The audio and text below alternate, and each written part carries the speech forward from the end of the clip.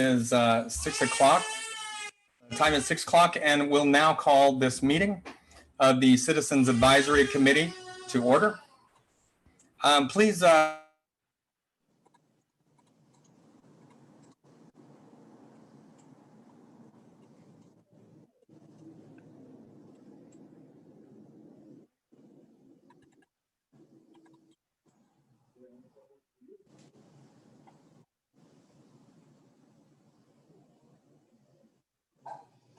Chair Miller? Yes. Okay, there we go.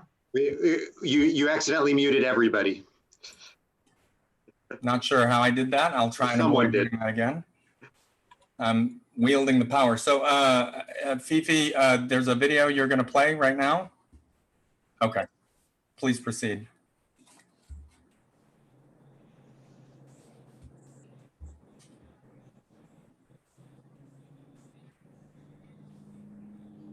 Is it playing? Oh, there we go.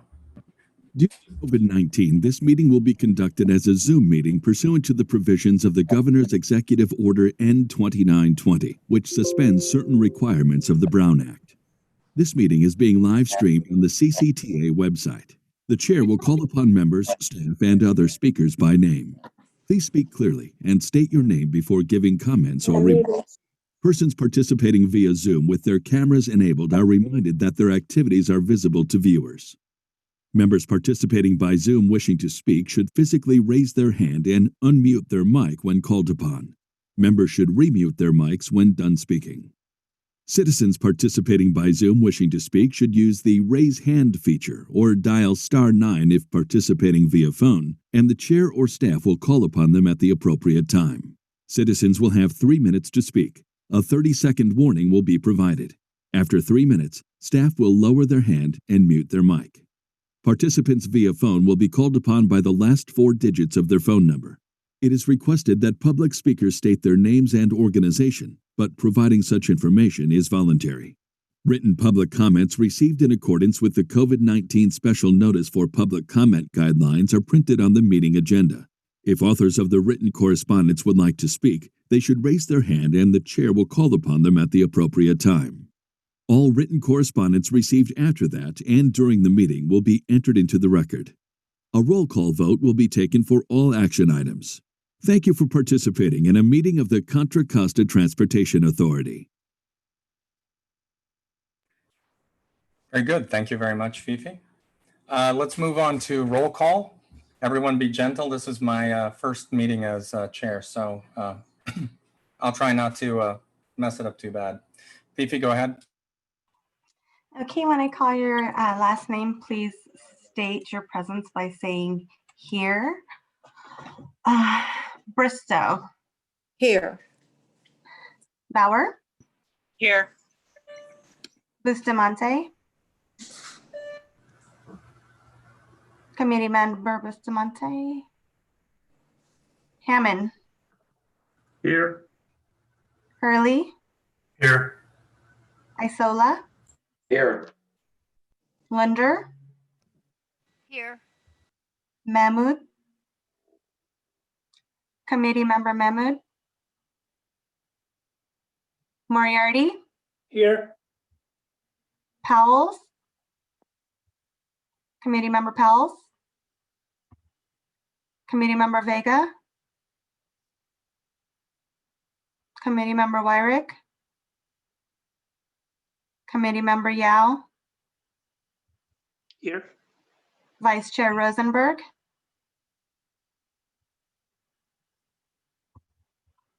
Larry? You're still muted, buddy. I see your hand there. Thank you. And Chair Miller. Here. Thank you so much. Okay. Please note that Committee Member Bustamante, Committee Member Mahmood, Committee Members Vega and Wyrick are all absent. Thank you very much for that. Go Can ahead. I'm sorry. Go ahead, Patty. Phoebe, how come I don't have a picture? Do you see me? We do not have, we only have audio. We don't have video from you. And I'm not sure as to why. It could be your device. It could be a number of things. Okay, well, I'm here. Okay. Yeah. I see you there, and I'm happy to set up another time where we can go through and figure your setup out. Okay. Thank you. The next item on the agenda is public comment. Fifi, have we received any public comment? Is there anyone wishing to speak during public comment on an item that's not part of the agenda? I have not received any public comment cards. If there's anyone on the call that wishes to offer some public comment, please raise your hand or dial *9 and I or staff will call upon you.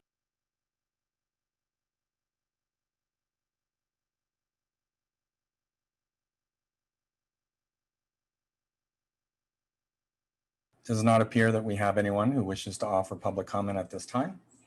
All right. So let's move to the consent. Next item on the agenda is the approval of summary of actions from June 24th, 2020. Hopefully members of the committee have had an opportunity to review any minutes and so forth. Did anyone have any suggestions, comments, or changes to offer up? If so, please raise your hand.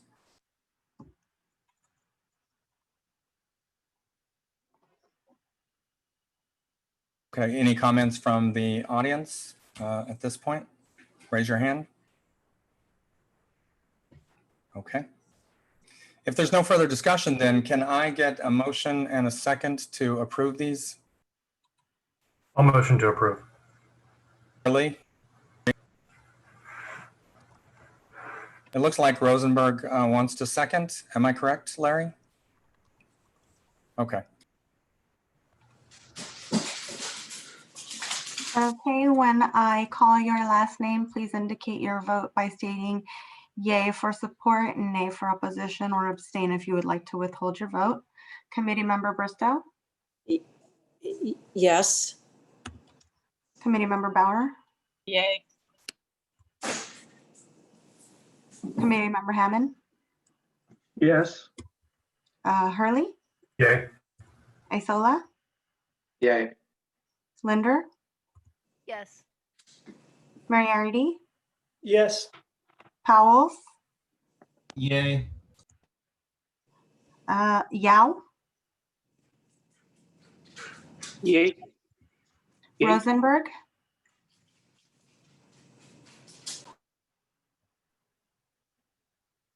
Vice Chair Rosenberg. You got it there, Larry. Press the space bar. There you go. Yes. Thank you. And Chair Miller. Yes. Aye. Motion passes unanimously. Deal. Next on the agenda is the consent calendar. These are informational items, consist of the CAC attendance log and the upcoming authority meeting schedule. Are there any comments from the committee? If you notice any issues with your attendance as noted on the chart in the past and you need to make a change or you have a comment, please offer that now.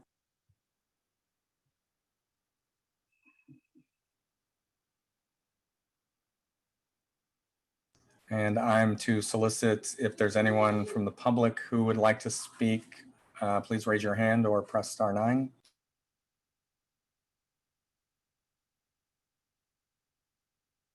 All right, consent items, moving right along. All right. Next item is, okay, so we have 3 cities coming to present to us this evening. First item up tonight is the City of Pinole, calendar years 2018 and 2019 Growth Management Program Compliance Checklist.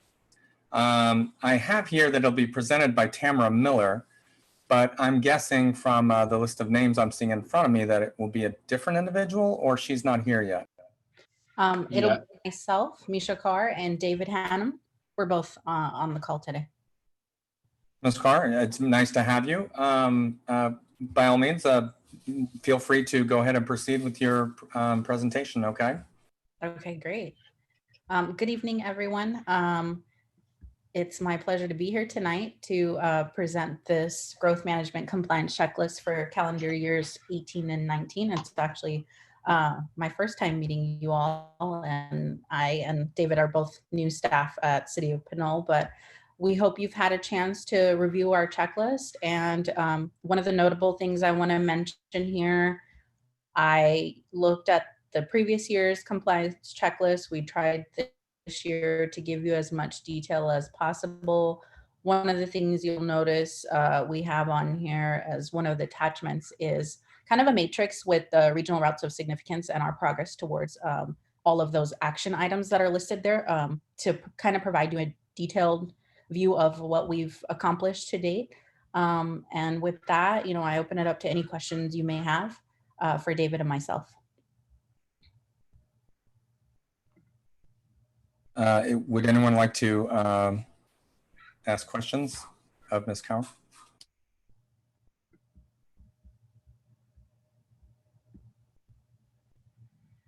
Ms. Kaur, what would you think were some of the more substantial improvements that you were able to make along those significant routes of travel within the, I mean, what are some of the biggest ones that you felt like had the greatest impact? I think number 29 for sure, implementing this long project with the San Pablo Avenue bridge replacement. We've come pretty far. We've gotten our E76. We released an RFP. We selected Quincy to advance our project into the design and preliminary engineering. We're working with them now. They actually are on to do a presentation this upcoming Friday at the WICTAC meeting, if any of you all are interested in that project. So I would definitely say that's one of our major projects. And then I should also add, since this checklist was submitted, we recently adopted a new CIP just at the last council meeting.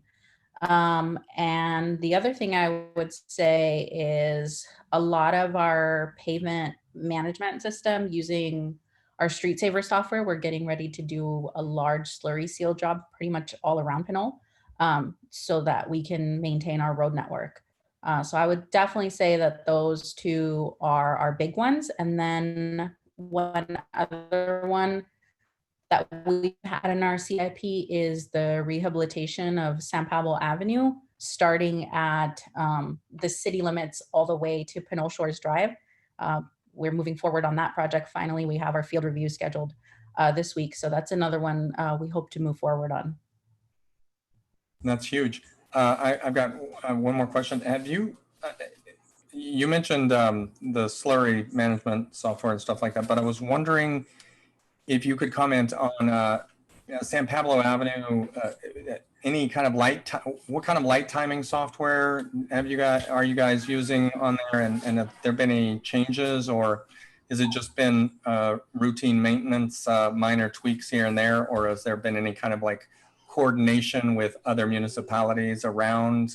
You guys are really in a sort of the center of it all there. Right. In terms of changing any signal timing software, it's nothing I'm aware of, but I'd be happy to look into that. But I think things have been pretty much status quo as it relates to signal timing. Go ahead, Mr. Hurley. Good evening, ma'am. Thank you for coming and presenting to us. From San Ramon, I bicycle a lot. I know I was looking through your general plan you provided, and it says, admittedly, it says that there's Pinole currently has few designated bike facilities, but I see on a map you do have plans to expand. Since the COVID situation, I know down here in the south of the county, bicycling has skyrocketed. So is the city looking at maybe adding some more infrastructure to accommodate bicyclists and pedestrians? Yeah, so going into there's a couple gaps in the trail network, and we've tried to apply for grant funding to connect those gaps. And the issue that we ran into and not being able to move forward with funding is basically the easement agreements with property owners that are adjacent to those trails. So it's been difficult, and that's one challenge that we've really had in terms of connecting Old Town Pinole to the newer area. And then the other challenge that we've had is right on, I don't know how familiar you are with Pinole, but from the time that I've been there, at least, right under the I-80 overpass, there is no bike lane that connects both sides of town. And that's something that has come to our attention, and we want to find a solution to that. So that's definitely something on the radar. And then should there be funding, we really want to move forward with, having either a bike master plan or some type of, we're really going in that direction, at least with our CIP, of doing a lot of master planning. We're going to start with a park master plan, and then with hopes to find funding to do a full-on plan to identify these gaps in the network and really build our bike network. Great, thank you. You're welcome.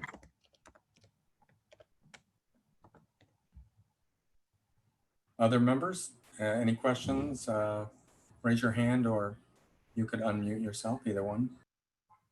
If I could also just add to that, we're also, as part of our SB2 dollars, we are looking to update some policies and programs in our general plan and our specific plan, more circulation oriented, as well as land use. So we'll be taking on, we just got our funding, so we're going to be taking that, we're in the very beginning of those processes. So we'll probably start doing some public participation and coming up here probably starting next year, but because getting close to the holidays. So coming out of the new year with that, with public participation and moving forward with that study as well. So it's just a big block at this point. You haven't carved out purposes for it yet. Okay, that's good.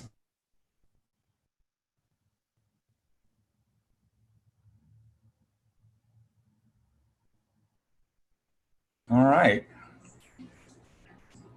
Doesn't look like there are additional concerns or questions. At this time, I guess I would open it up for those who would want to make a motion to approve this for funding for the coming 2 years. Can I get a motion and a second, please? I'd like to make a motion. I'm Kent Moriarty from the city of Pinole. I'd like to move that we accept Pinole's GMP checklist that's been submitted tonight. I will second it.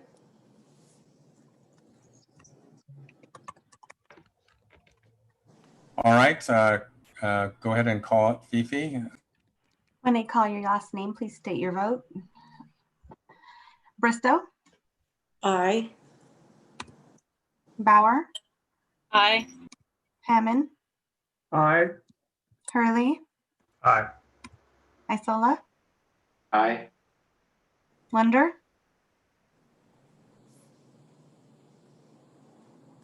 Committee Member Linder, Aye. Moriarty, Aye. Powles, Aye. Yao, Aye. Vice Chair Rosenberg. Aye. Okay, and Chair Miller. Aye. Motion passes unanimously by all members present. And thank you both very much for coming this evening. And we look forward to, especially you got a chunk of money you're going to carve out some purpose for. It'll be interesting to hear when you guys come back in a couple of years as how that was disposed. All right, and so moving on to the next item of the evening, we are to hear from the city of Brentwood. And who is here this evening to represent Brentwood?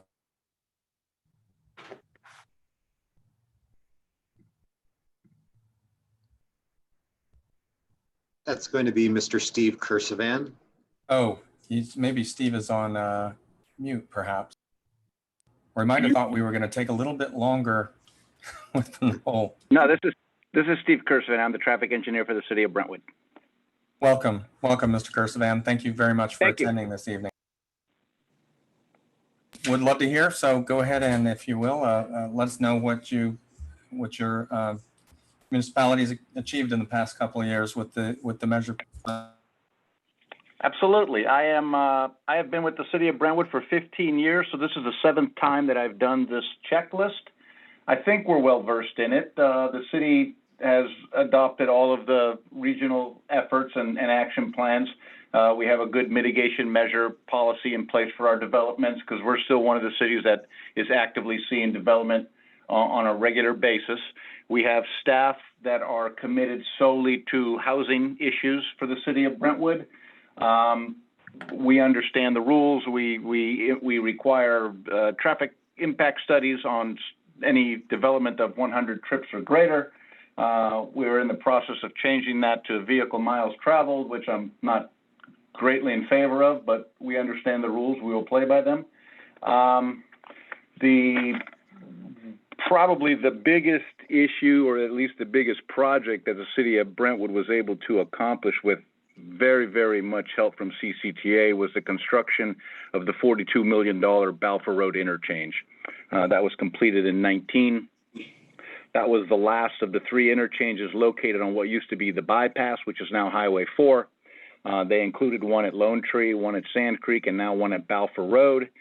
That took a section in the eastbound direction of Highway 4 that to proceed from Sand Creek to Balfour, which is little more than a mile, after 2:30 in the afternoon would take about 15 to 20 minutes. It had 1 fatal accident and 3 bad high injury accidents. Those have all been eliminated. It now flows free, and we have relieved that bottleneck to the joy of most people, but as is the case, not everybody's happy with it, but we are. Other than that, the city continues its yearly PMP program, which is the pavement management program. We typically slurry seal our city on a 6 to 7 year basis. We have proudly remained near the top with a PCI index, typically anywhere from 83 to 86. I know Dublin has gone past us recently, but we're trying. Other than that, I am willing to answer any question you have. I'll open up for any members who want to ask him questions.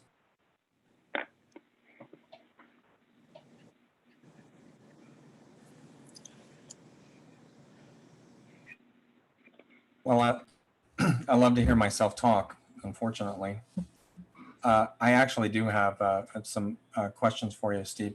And by the way, I moved out here in 1998 and worked at Livermore Laboratory. So I had friends up in Brentwood. I traveled that area quite frequently. I don't even recognize it now. It's such a amazing change now that final interchange and everything is, and it's a completely different landscape, and all of the commercial things that have popped off the exits.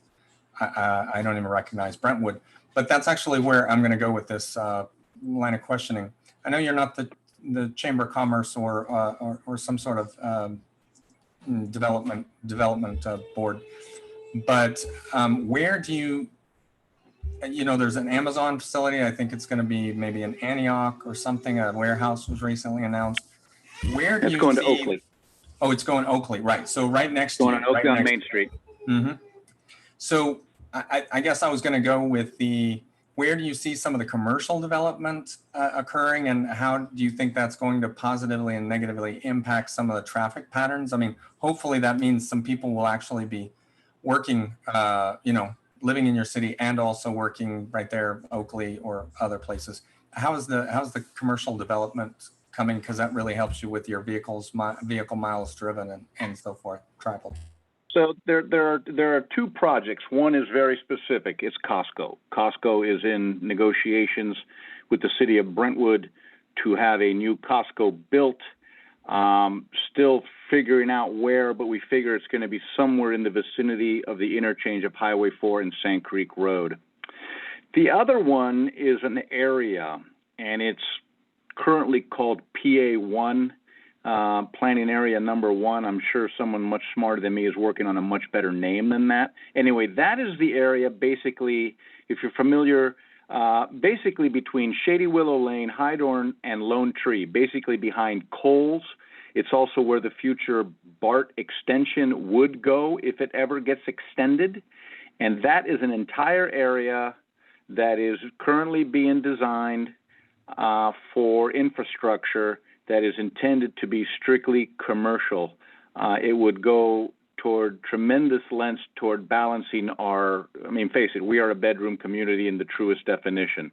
Absolutely. This brings thousands of jobs our way, and it keeps that traffic coming into Brentwood rather than going out of Brentwood, and may help you with your commute because Vasco Road is a mess, but there's not much I can do about it. It's not in my city. But anyway, so those are the two biggest projects that we will see coming in the next. Costco's in a hurry, so we may actually see them in the next 12 to 18 months. But PA1 has gone through all the ecological and environmental documents and that, and it's ready to start building infrastructure. So that's going to be the two biggest areas for the city of Brentwood to get commercial and retail to stay in this city rather than having our residents have to travel outside of the city. Yeah, that's great. I mean, I think, and this is the sort of the dead horse that I beat on this committee, is just, putting jobs where the homes are. Like you said, it's a bedroom community. So anything that can put that commercial in place and basically just give a nice big square for companies to land in, that's a big deal. Glad to hear that the zoning is going well and you guys are on it. Absolutely. Our economic development people are well aware of it, and they're working hard to get the people to come here. Good deal. Anyone have any other questions for Mr. Kursavan? Yes, Mr. Hurley. I'll talk with you tonight, Ed. I don't have a question, just a comment. I'm new to this game and I've only seen a few of these checklists, but I just have to say this product is amazing. There's absolutely no question of what's going on in Brentwood. So this is a great product. Thank you. Thank you. That's what happens when you do it 7 times. And I did them before for Pleasant Hill, but thank you. Absolutely. Yeah, that's true. Makes it easy for staff too. I'm trying. We may have to hire you as a trainer. No, I'm just kidding. Not for the staff. I'm just kidding.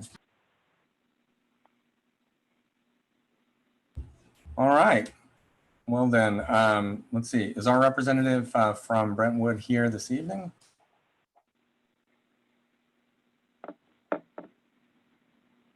I believe their seat is vacant. The seats, I thought that was the case. Yeah. I saw your letters going out, Fifi, sorry. All right, well, in that case, can I get someone who would like to make a motion and then a second if we wish to approve as submitted? Sure. I'd like to make a motion to accept the packet from the city of Brentwood. And a second? A second. Ms. Bauer, thank you very much. Was Right, that so there's Bauer been- for second? Go ahead, sorry. It was Bauer. It was Ms. Thank Bauer, you. yes. Okay, I'll call the vote. Bristow, Aye. Bauer, Aye. Hammond, Aye. Hurley, Aye. Isola, Aye. Lunder,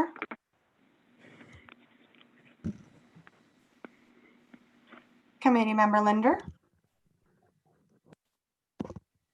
Aye. Thank you. Moriarty, Aye.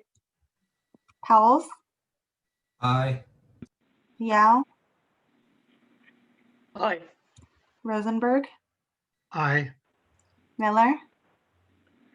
Aye. Motion passes unanimously by all members present. Wonderful, wonderful. I think this is the fastest we've ever gone before. So we're just kind of getting back into the flow of things. I'm remembering now some of some of our patterns again. All right, well, with that, we'll move on to the third municipality this evening, which is, pardon me, City of Antioch. City of Antioch. And who do we have here from the city? Ms. Shearer, I believe. Hello, this is Tracy Shearer. I'm a capital improvements engineer with the City of Antioch. We also have Kevin Scudero. Welcome, Ms. Shearer, Mr. Scudero. Okay, we put together a short little presentation just so that you have some pretty pictures to look at while we talk. So I'll go ahead and share my screen really quick. So is everybody able to see my screen? That looks great. Hold on 1 second.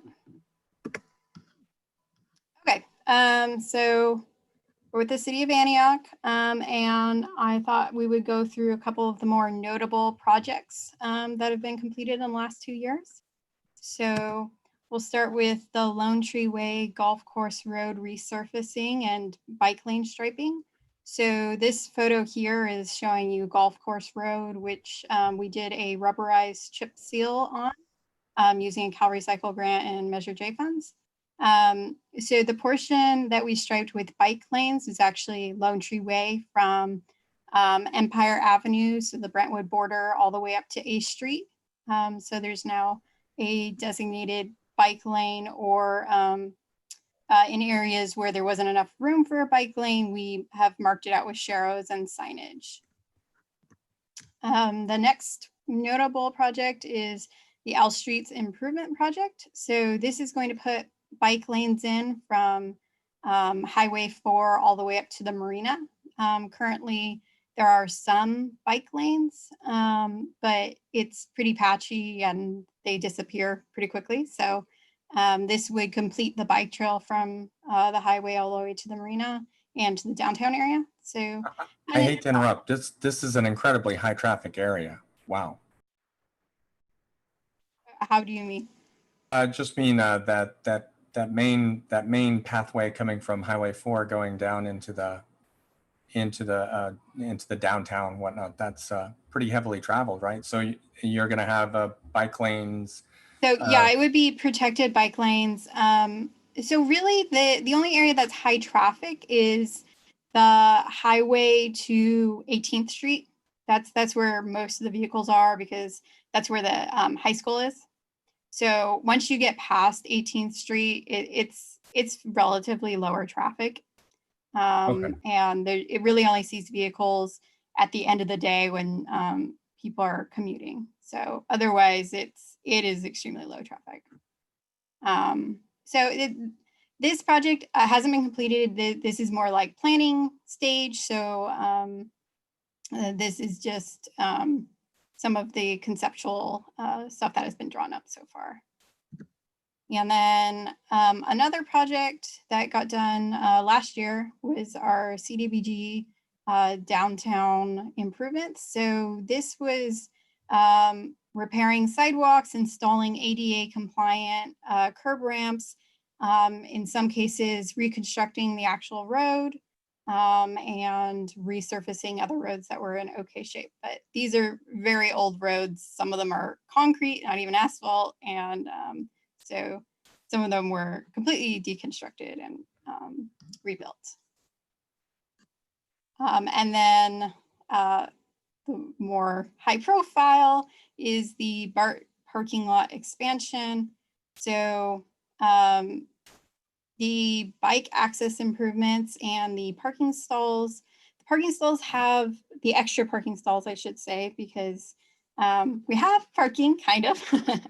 But before COVID, the parking lot was filling up, I think, before 6 a.m.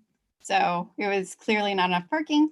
So we're installing new parking lot and including multi-modal transportation routes into the Bart area. So it's mostly a bike multi-use pathway.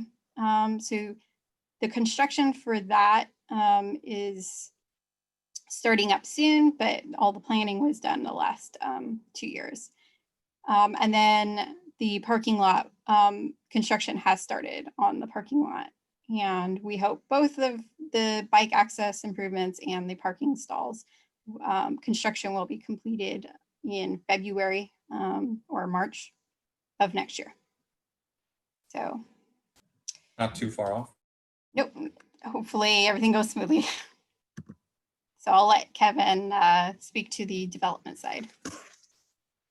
Briefly touch on two of the larger private development projects that were approved during the reporting period. The first one was the Amcal Affordable Apartment Project. It's located over on East 18th Street, across from, if you're familiar with Antioch, where the old Kmart was, kind of near the Antioch Bridge. This project was approved in 2019, and it's 394 affordable units, 216 for family, and 176 are age restricted. The city felt this was a really good project and much needed in the area. We can go to the next slide. And this is just another angle of that project and what it's going to look like. Yeah, we can move on. And then the next one I wanted to touch on was the Wildflower Station mixed use project. This was approved in early 2018. It's roughly a quarter mile from the Bart station Tracy just showed. It's not in our specific plan area, but I believe the Bart project is what made this project viable for the developer. It was a vacant piece of commercial land that had been surrounded by development for years. And so we finally saw some development on it. What the project consisted of was 22 single family homes. You can kind of see up on the top there on the ridge. It's kind of disconnected from the other parts of the project. And then there's 98 apartments, which are currently under construction. The single family homes have been constructed. The apartments are currently under construction. And there's approximately 90,000 square feet of commercial that can be constructed there. But I think given the commercial market right now, that's probably gonna take a little while. So those were the two significant projects that were approved during the reporting period. And then obviously we have quite a few single family subdivisions under construction out in the southeast area of Antioch. That's the area that's gonna typically see the most growth in Antioch because that's where our vacant land is. But these two projects were nice because they were infill projects and, it was a investment in areas that had previously been developed that don't see a lot of investment currently. So I think that concludes our presentation for tonight, and Tracy and I are more than happy to answer any questions you might have. All right, I'll open it up for questions from the members of the committee. Would anyone like to engage? This is Claire Linder. Thank you, Chair Miller. Thanks, staff. That was a great presentation. Ms. Shearer, can you speak a little bit more about the multimodal arrangements at the BART station? Like what would a user, what could somebody, walking or on their bike or in a wheelchair, what could they expect to see that's new and different?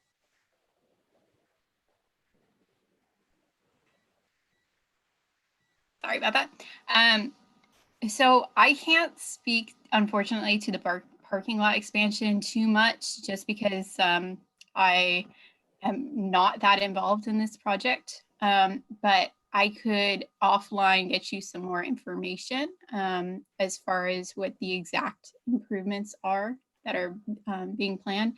As far as I know, it's just going to be a more friendly path route for pedestrians and bicyclists, because this area is a little bit more high speed and trafficy because it's near the freeway and there's not a lot of housing or businesses over there. So it tends to be higher speed traffic. So this would be just a safer route with more space for those individuals.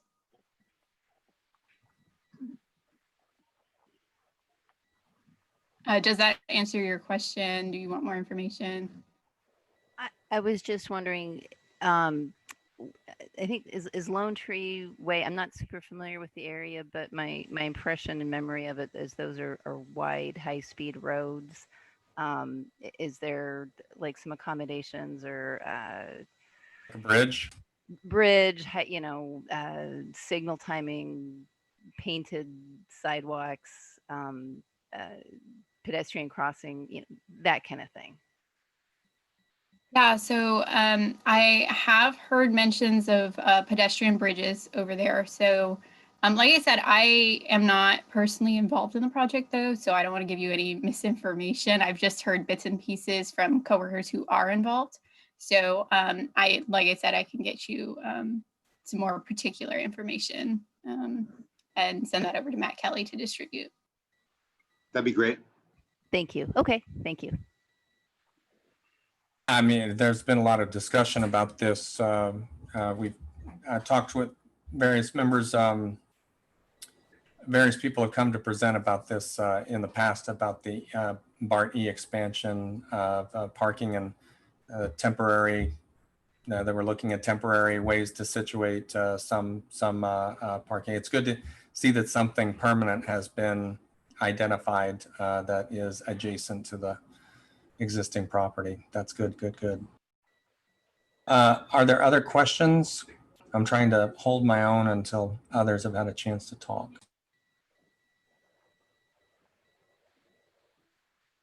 I have a question. Can you Yes, hear Ms. me? Bristow. Yes, Ms. Bristow. Chair Miller, I'm interested in knowing if the city of Antioch is in the future planning any pursuit for the property that is south of Sand Creek, where Kaiser is, over to Balfour Road. Brentwood tried to develop it, a developer tried to develop it. And I was just wondering if Antioch sees any foreseeable future interest in that property. Recently went to the ballot in Brentwood. Is that the one you're referring to? I'm sorry, I didn't hear all you said. Recently went to before the Brentwood voters for annexation. Is it that property? Yes. So is it the Ginocchio property that it's referred to as, I think? Yes, correct.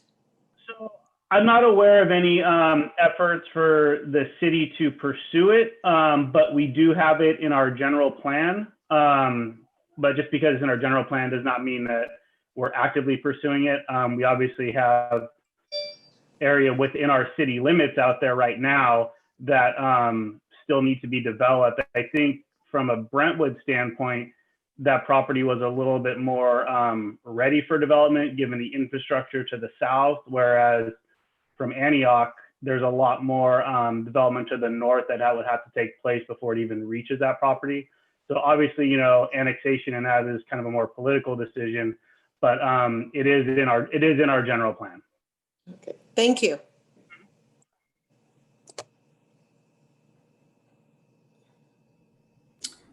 Any other questions?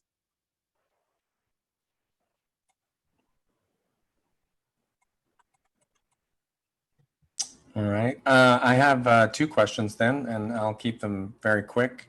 And I understand, Mashir, you said that you're not working, the two of you that are here this evening are not necessarily working directly on the Bart expansion. The question I was going to ask is a very high level. Do you know kind of what the split is on Bart versus the city working on this part? In other words, is the city just working on access to the property, or did you guys have to take that piece of the puzzle on yourself as well to put the parking in the land? And So my understanding is it's primarily a BART job, and we are offering inspection support and general construction support, but the actual project is being managed by BART. That's what I would expect, but I am often surprised. So I wanted to make sure that I wasn't incorrect in my assumptions there. The other thing was the wildflower, which I think is the next slide you had here. Oh no, it's actually, there we go, the wildflower. Can you help orient me a little bit on this? Is this over by Gosh, whereabouts is this?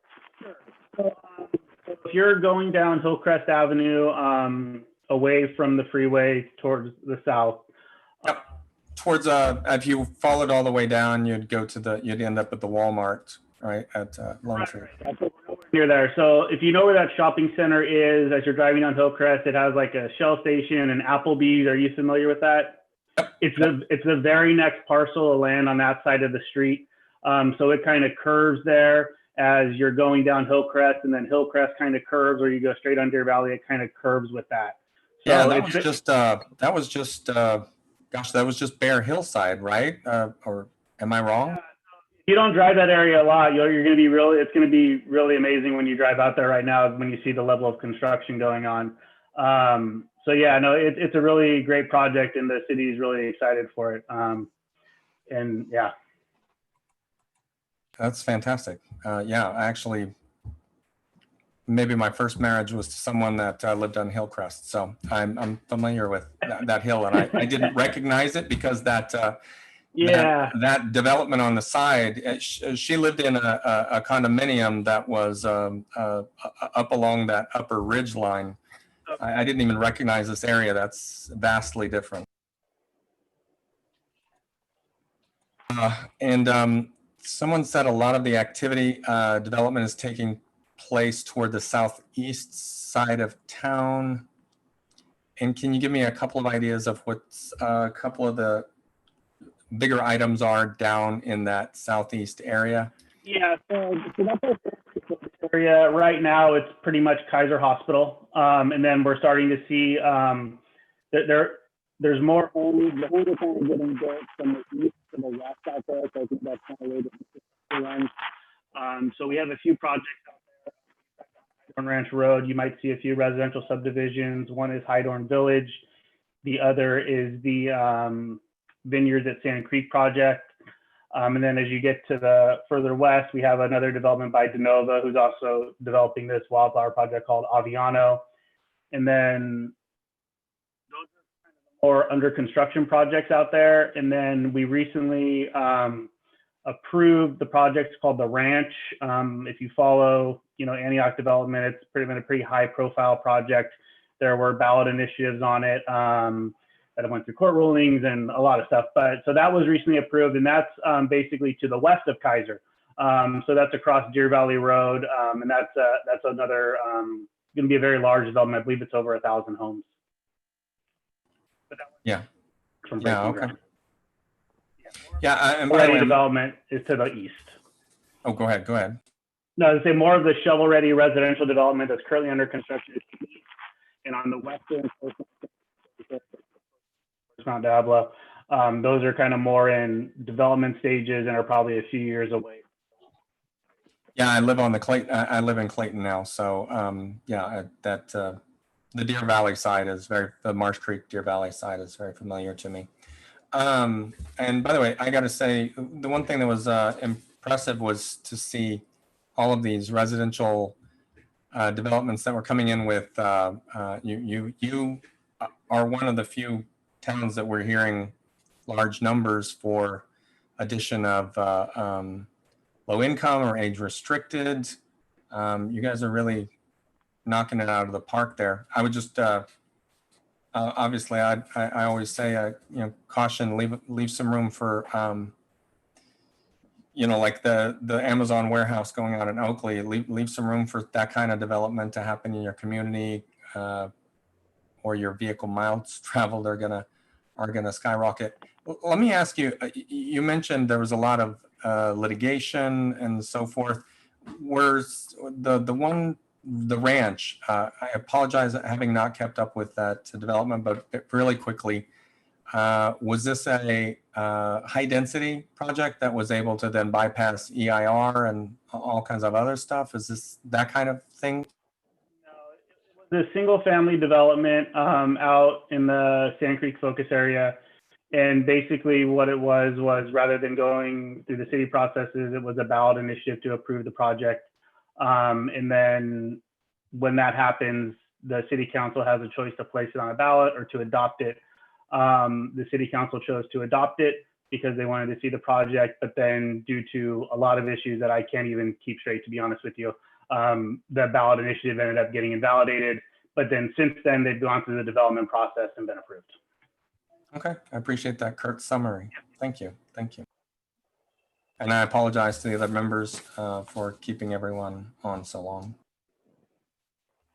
Is that it for questions from everyone? Very good. In that case, if there's no further discussion, can I get a motion and a second to approve this?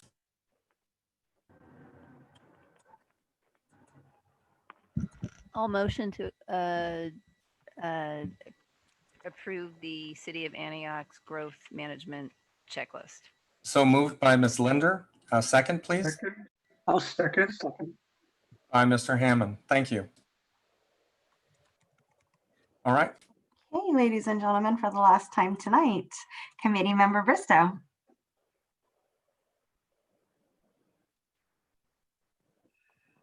Committee Member Bristow, how do you vote? Aye. Bauer? Aye. Hammond? Aye. Hurley? Aye. Isola? Aye. Linder? Aye. Moriarty? Aye. Powles? Aye. Yao? Aye. Rosenberg? Aye. Miller? Aye. Motion passes unanimously by all members present. That was a land speed record for this committee. That's good work, everyone. And again, many thanks to those who have come to present on behalf of their municipality. We appreciate your information and presentations and your hard work to make your communities a better place to travel. Moving on to the next item. Reports. Did anyone attend, say, like the authority board meeting or any of the subcommittee meetings this, in recent weeks that they'd like to share information about?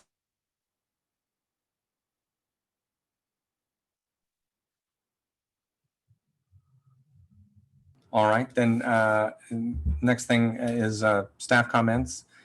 Are there any members who would like to offer any remarks or observations from recent news events or other information impacting our work? I have a question, Chairman Miller. I have been asked, I don't know if Matt is still here. I don't see you anywhere. Okay, I see you. Great.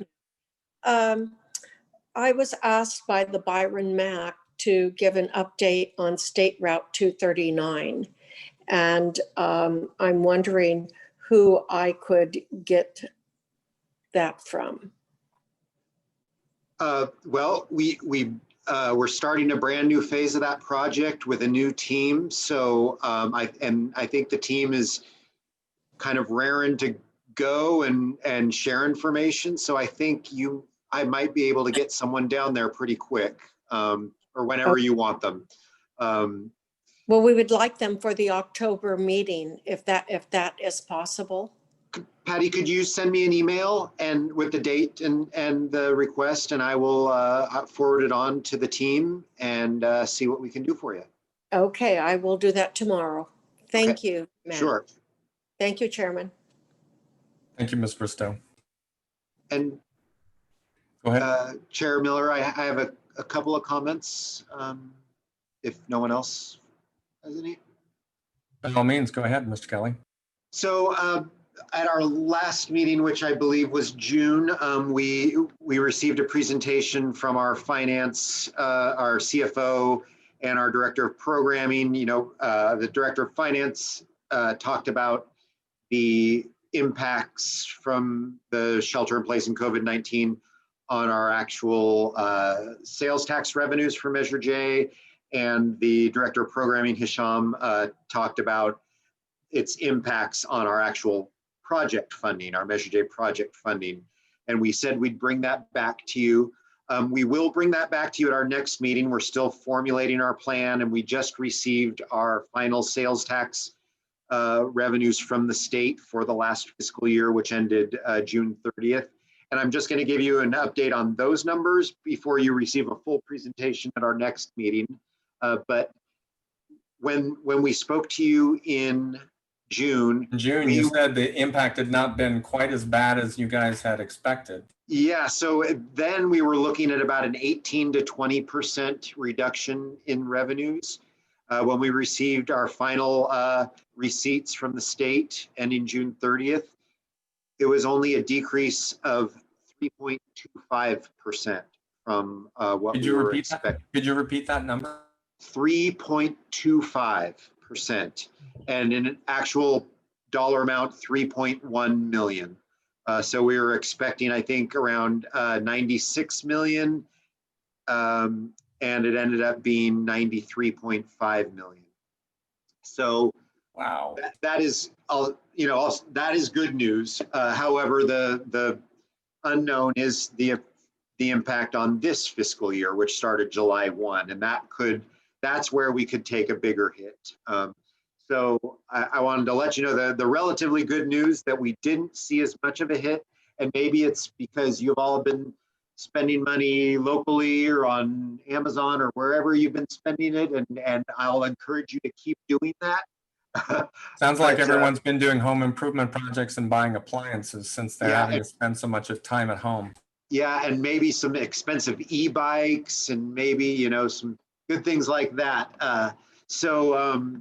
Yeah, so it hasn't been as dire as we thought, but we are still, subject to further impacts this fiscal year. But so now that we have that number, we are incorporating that into our overall plan, allocation plan for how we spend Measure J money going forward, and the impact on actual projects that have been programmed.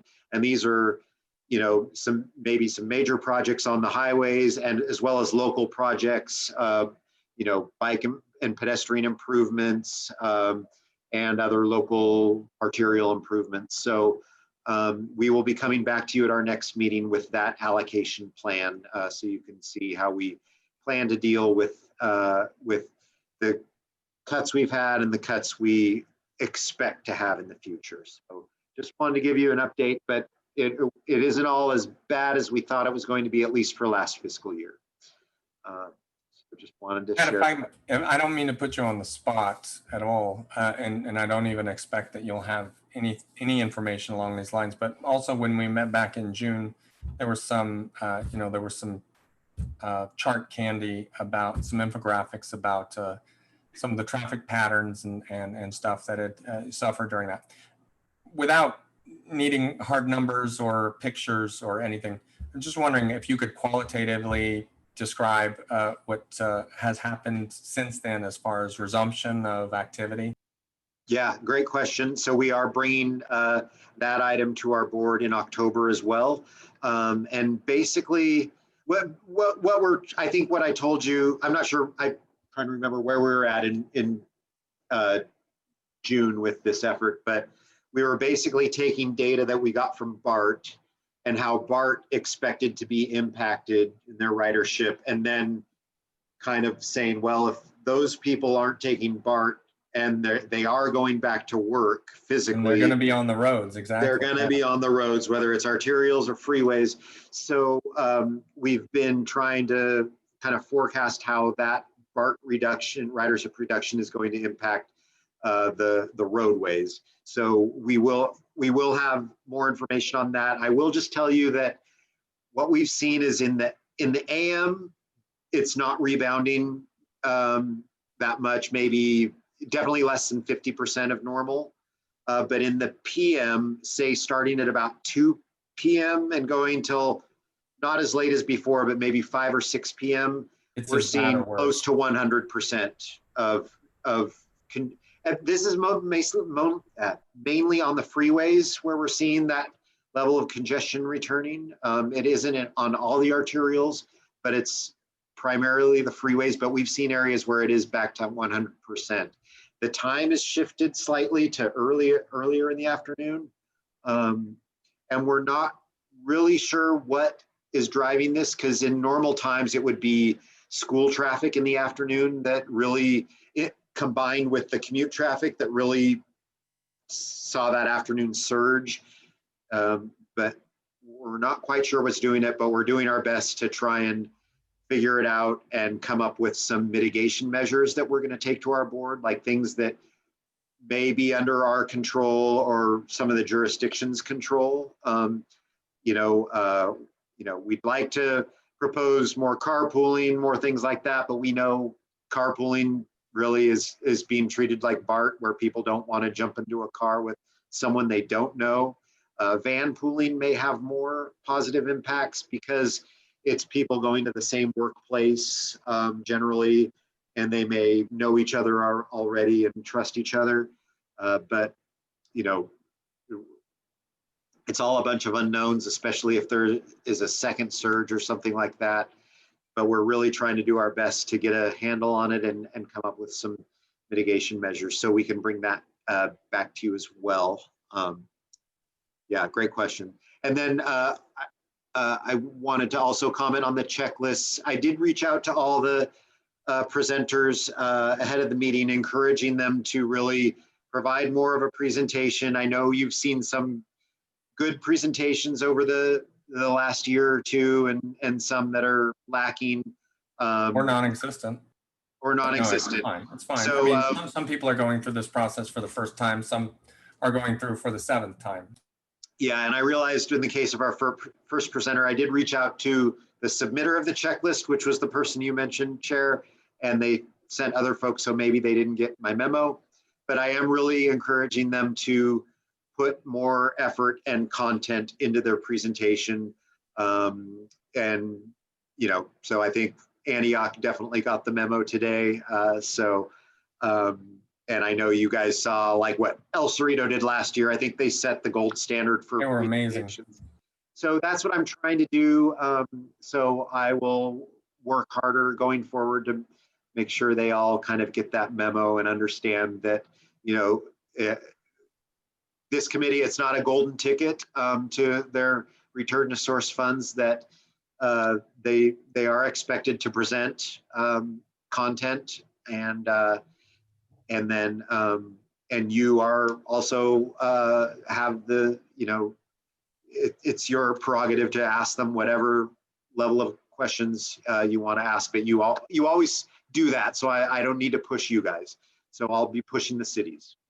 Well, and I guess this would be an appropriate place for me to at least say that I actually last month on the Clayton City Council, I attended a meeting for 5 minutes, but to stick my head in and say, hey, the 2-year cycle is restarted, and I just want to make sure you guys are aware that we are, available if there are questions. We can connect you with staff, or we review these checklists ourselves. We are happy to, I would make myself available to answer some questions or whatever to them. So just to sort of put it out there that, hey, we're back on this cycle again. And if you haven't thought about the presentation, then, feel free to ask questions, and we'll connect you with resources to make sure that you're putting the right, information, together. Yeah, and you are all free to reach out to your respective cities' staff and make the same request. And I'll just let you know that, we always like to have, staff presentations and presentations on topics outside CCTA that you guys request. So we still are trying to bring those items when we have 3 checklists. I'm not planning anything else. And what I wanted to kind of warn you about is it seems like, I think because of the COVID situation and the impacts on local jurisdictions, finance, we're going to be getting finance. Oh, well, what I was going to say that too, but we're getting checklists earlier this cycle because folks want their return to source funds earlier rather than waiting till the very last minute like we've seen in the past.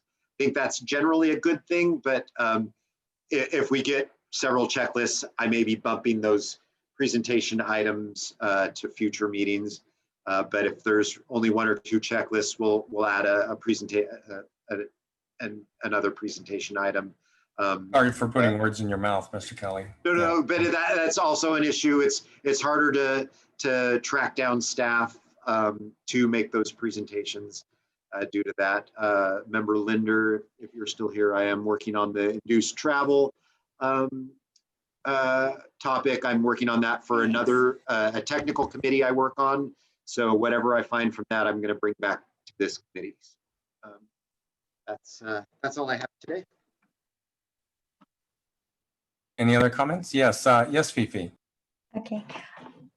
Can you hear me? Yes, you bet.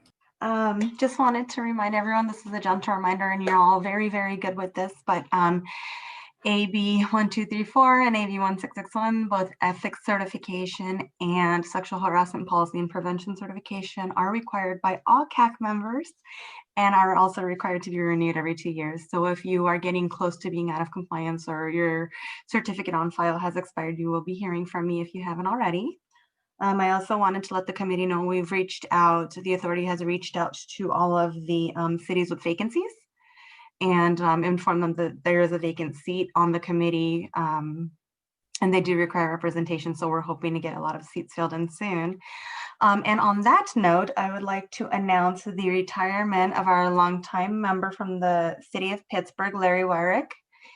Sent me an email. He joined, I believe, sometime in either 12 or 2013, and he is going to be stepping down. So we'll be in contact with Pittsburgh as well for a replacement. Oh man. Yeah. Okay. Well, that's a bit of a bummer to go out on. 2020, what can I tell you? Yeah, exactly. Thank you again, 2020. No, he's been great, and he's definitely going to be. He'll be missed. He's going to do a great job. All right. Well, I know everyone would love to get back to their families. I'm not going to hold that up or anything.